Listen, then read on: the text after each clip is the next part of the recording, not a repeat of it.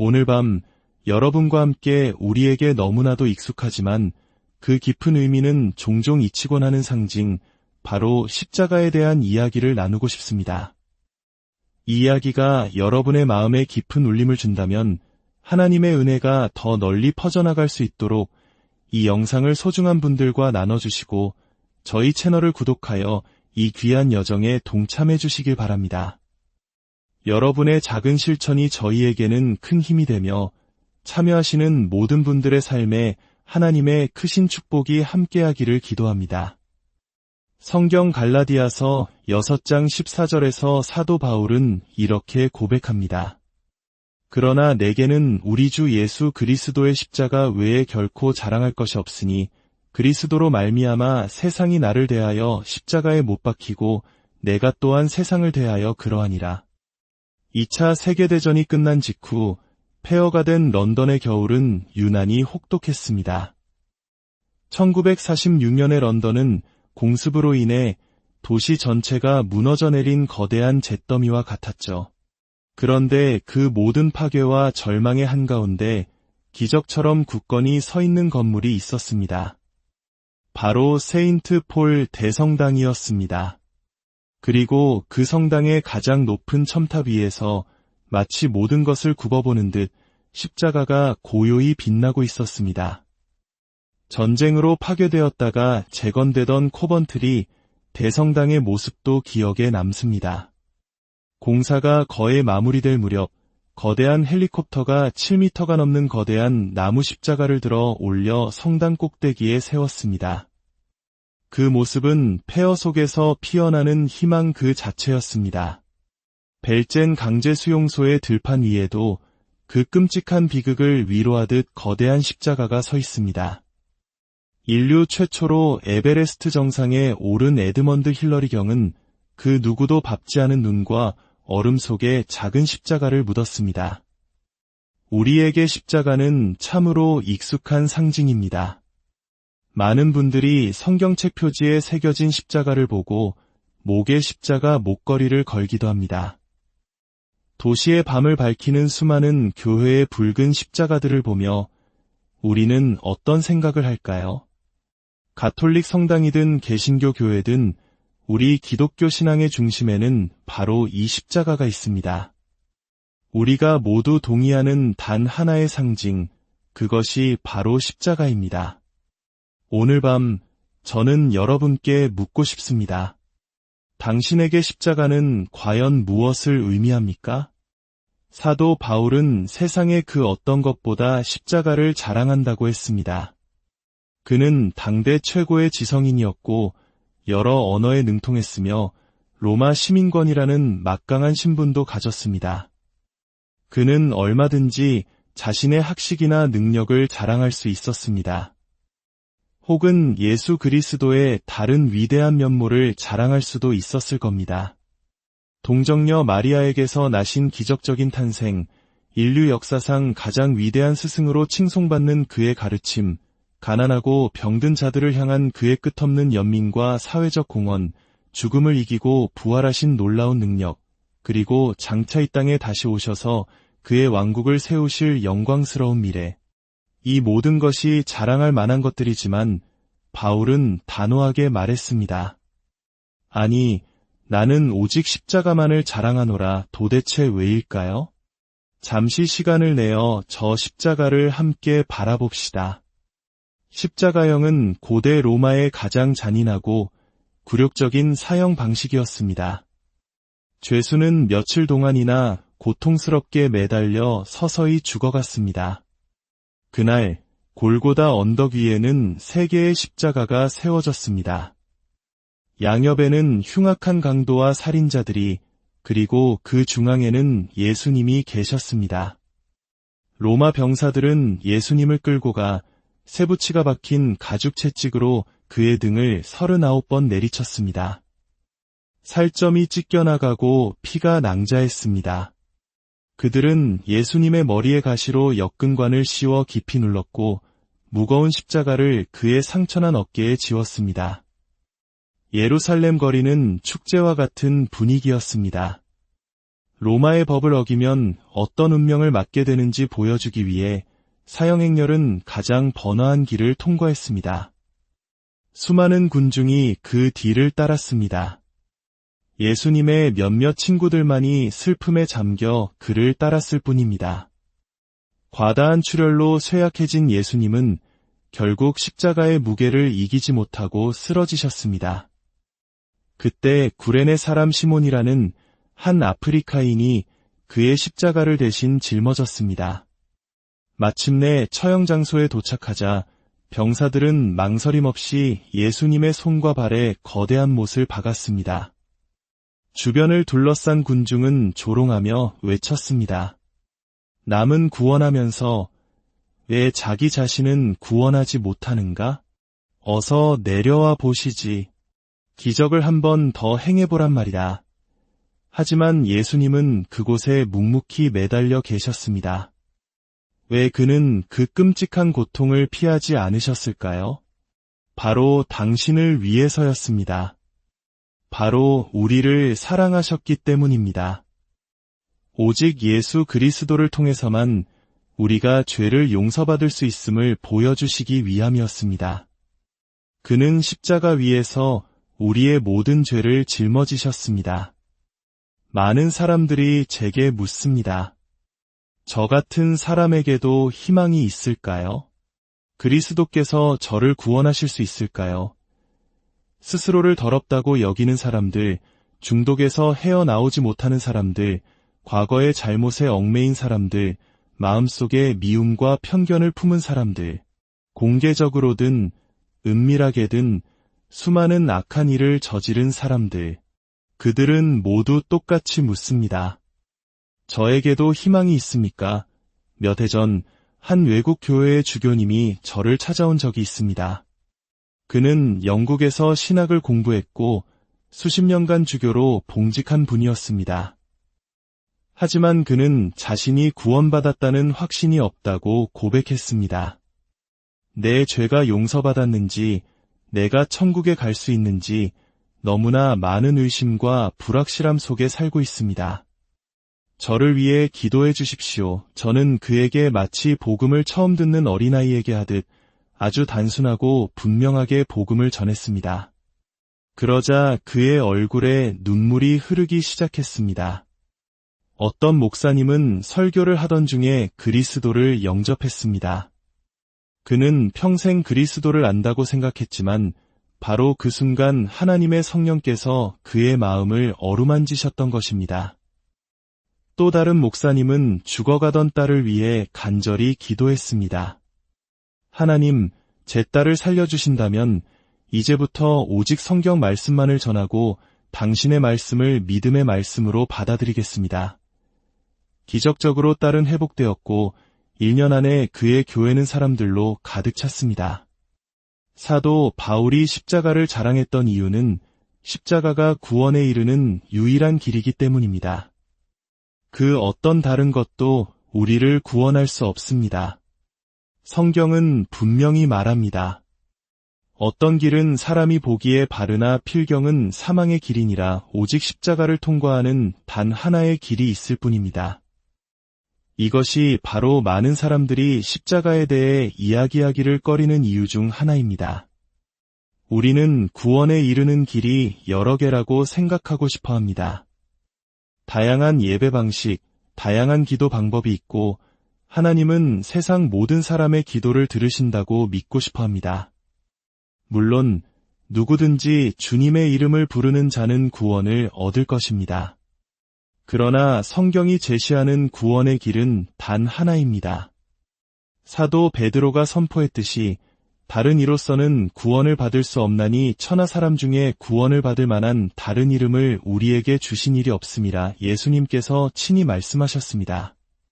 내가 곧 길이요 진리요 생명이니 나로 말미암지 않고는 아버지께로 올 자가 없느니라. 이것은 제가 한 말이 아닙니다. 예수님께서 하신 말씀입니다. 또한 예수님께서는 좁은 문으로 들어가라. 멸망으로 인도하는 문은 크고 그 길이 넓어 그리로 들어가는 자가 많고 생명으로 인도하는 문은 좁고 길이 협착하여 찾는 자가 적음이라고 경고하셨습니다. 주님을 따르는 길은 쉽지 않습니다. 대가를 치러야 합니다. 예수님은 누구든지 자기를 부인하고 자기 십자가를 지고 나를 따르지 않는 자는 내 제자가 될 수 없다고 말씀하셨습니다. 우리는 값싸고 쉬운 신앙을 원하지만 예수님의 요구는 너무나도 높았기에 많은 사람들이 그를 따르다가 중도에 포기하고 돌아섰습니다. 그분은 우리에게 대가를 계산해보라고 하십니다. 나를 따른다는 것은 내가 너의 삶의 주인이 된다는 의미다. 너는 나의 제자가 되어 나의 계명을 지켜야 한다. 내 이웃을 내 자신과 같이 사랑해야 한다. 세상의 필요에 관심을 가져야 한다. 그리고 너 자신의 십자가를 기꺼이 져야 한다. 나는 이제 십자가를 지러 간다. 나는 처형당할 것이다. 너 역시 너의 학교로, 가정으로, 이웃에게로 돌아가 사람들에게 내가 그리스도를 안다고 말하고 그들이 내 안에서 그리스도를 볼 수 있게 해야 한다. 그것은 결코 쉽지 않을 것이다. 하지만 우리가 그 길을 갈 때 주님은 우리와 함께 하십니다. 그는 우리에게 혼자서 그리스도인의 삶을 살라고 요구하지 않으십니다. 솔직히 말씀드리면 저 자신도 제 힘으로는 그리스도인의 삶을 살 수 없습니다. 그러나 내가 허락한다면 그리스도께서 내 안에서 그 삶을 살아주실 수 있습니다. 그분은 내 안에서 성령의 열매를 맺게 하시고 이 세상 어디에서도 찾을 수 없는 사랑과 기쁨, 그리고 평안을 주실 수 있습니다. 그리고 영원한 생명에 대한 확신을 주십니다. 예수님은 또한 우리에게 경고하셨습니다. 나더러 주여, 주여 하는 자마다 다 천국에 들어갈 것이 아니요 다만 하늘에 계신 내 아버지의 뜻대로 행하는 자라야 들어가리라. 그날에 많은 사람이 주님께 말할 것입니다. 주여, 주여, 우리가 주의 이름으로 선지자 노릇을 하며 주의 이름으로 귀신을 쫓아내며 주의 이름으로 많은 권능을 행하지 아니하였나이까? 그때 주님은 말씀하실 것입니다. 내가 너희를 도무지 알지 못하니 불법을 행하는 자들아 내게서 떠나가라. 보십시오. 당신은 교회에 다닐 수도 있고 선한 사람일 수도 있지만 진정으로 그리스도를 알지 못할 수도 있습니다.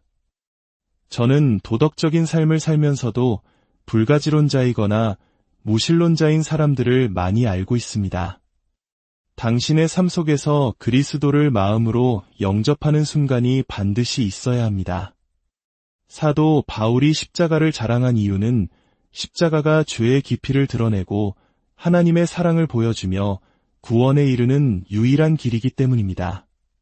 그리고 마지막으로 십자가가 삶에 새로운 원동력을 가져다 준다는 것을 알았기 때문입니다. 당신이 십자가를 경험하고 나면 당신은 결코 이전과 같은 사람일 수 없습니다. 성경은 말합니다. 그런즉 누구든지 그리스도 안에 있으면 새로운 피조물이라. 이전 것은 지나갔으니 보라 새 것이 되었도다. 제가 처음 그리스도를 영접했던 밤을 기억합니다. 수백 명의 사람들 틈에서 앞으로 나아가 그리스도께 제 삶을 드리기로 결단했습니다. 그 자리에 서 있는 동안 저는 스스로가 바보처럼 느껴졌습니다. 돌아서서 다시 자리로 돌아가고 싶었습니다. 제 옆에 있던 한 여성은 울고 있었지만 제 눈에서는 눈물이 나지 않았습니다. 수많은 사람 앞에 서 있다는 두려움 외에는 아무런 감정도 느끼지 못했습니다. 하지만 그날 밤 집으로 돌아오는 길, 달빛이 환한 농장길을 걸으며 들판과 숲을 바라보는데 그날 밤 제 안에서 무언가 엄청난 일이 일어났음을 직감했습니다. 다음 날 누군가 제게 무슨 일이 있었냐고 물었다면 저는 설명할 수 없었을 겁니다. 하지만 지금은 압니다. 저의 첫걸음은 너무나 미약했고 제 믿음은 연약했으며 수많은 의심이 있었습니다. 그러나 시간이 흐르면서 제 삶에 일어나기 시작한 변화는 실로 엄청났습니다. 그리고 그 변화는 지금도 계속되고 있으며 저는 여전히 배우고 성장하고 있습니다. 날이 갈수록 그 은혜는 더욱 깊어집니다. 십자가는 섬김을 위한 동기가 됩니다. 마더 테레사 수녀님, 마틴 루터 킹 주니어 목사님 같은 분들을 보십시오. 무엇이 그들로 하여금 굶주리고 가난하고 억압받는 이들을 위해 헌신하게 만들었을까요? 그것은 바로 그리스도를 향한 사랑이었습니다. 무엇이 당신을 움직이게 합니까? 당신에게는 다른 사람을 돕고자 하는 동기가 있습니까? 사도 바울은 십자가가 미래의 삶을 보장한다는 것을 알았기에 십자가를 자랑했습니다. 십자가 뒤에는 부활이 있었습니다. 요한계시록 5장에서 우리는 천상의 장엄한 찬송을 듣습니다. 그들이 새 노래를 불러 이르되 책을 가지시고 그 인봉을 떼기에 합당하시도다. 일찍이 죽임을 당하사 각 족속과 방언과 백성과 나라 가운데에서 사람들을 피로 사서 하나님께 드리시고 그들로 우리 하나님 앞에서 나라와 제사장들을 삼으셨으니 그들이 땅에서 왕 노릇하리로다. 십자가 때문에 우리에게는 이토록 영광스러운 미래가 있습니다. 그렇다면 그날 예수님이 십자가에 달리셨을 때 그곳에 있던 군중의 태도는 어떠했을까요? 첫째, 무관심의 태도가 있었습니다. 그들은 그저 앉아서 예수님을 바라볼 뿐이었습니다. 오늘날에도 많은 사람들이 복음에 대해 완전히 무관심합니다. 어쩌면 이교도 군중의 조롱과 학대보다 오랜 세월 동안 계속되는 이 무관심이 그리스도의 마음을 더 아프게 했을지도 모릅니다. 둘째, 회의주의자와 냉소주의자의 태도가 있었습니다. 지나가던 자들은 머리를 흔들며 모욕했습니다.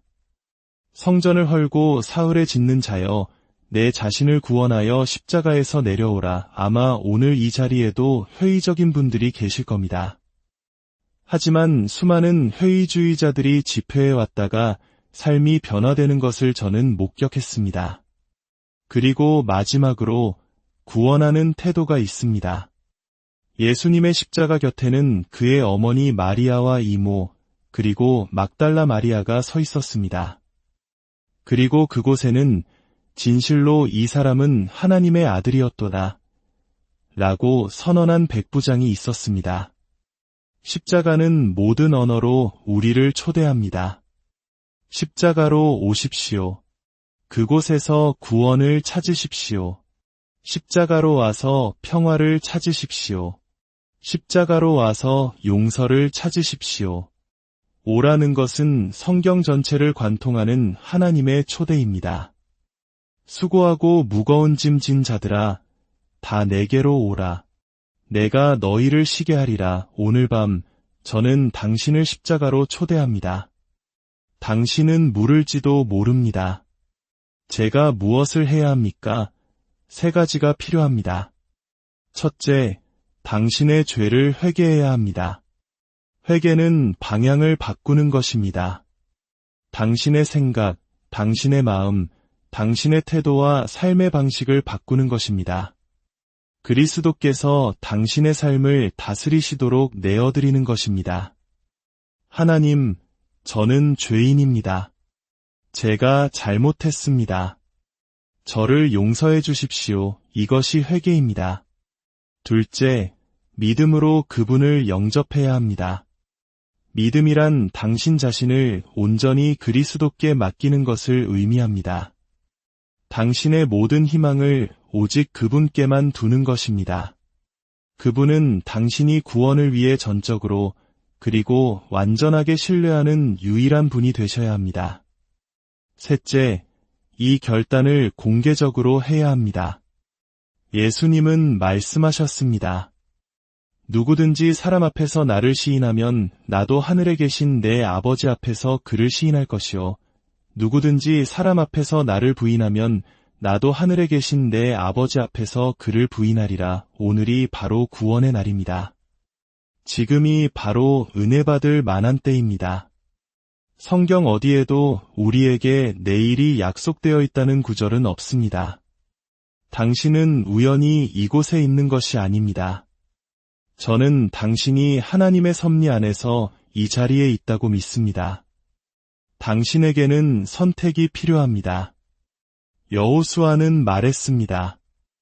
오늘 너희가 섬길 자를 택하라. 엘리야는 물었습니다. 너희가 어느 때까지 둘 사이에서 머뭇머뭇하려느냐? 예수님은 한 사람이 두 주인을 섬기지 못할 것이니 라고 말씀하셨습니다. 당신은 어떤 기초 위에 당신의 인생을 세우고 있습니까? 폭풍이 불면 무너져 내릴 모래 위입니까? 아니면 굳건히 서 있을 반석 위입니까? 오늘 밤 그리스도께 당신의 삶 전체를 드리십시오. 그분이 당신의 삶의 방식을 완전히 변화시키도록 허락하십시오. 이것은 단순한 결정처럼 보이지만 그 결과는 영원합니다. 더 이상 기다리지 마십시오. 당신의 마음이 하나님의 나라에 이토록 가까이 있었던 적은 없을 것입니다. 지금이 바로 당신의 순간입니다. 이 기회를 붙잡으십시오. 이 말씀을 듣는 모든 분들의 삶에 하나님의 놀라운 은혜와 평강이 함께하기를 간절히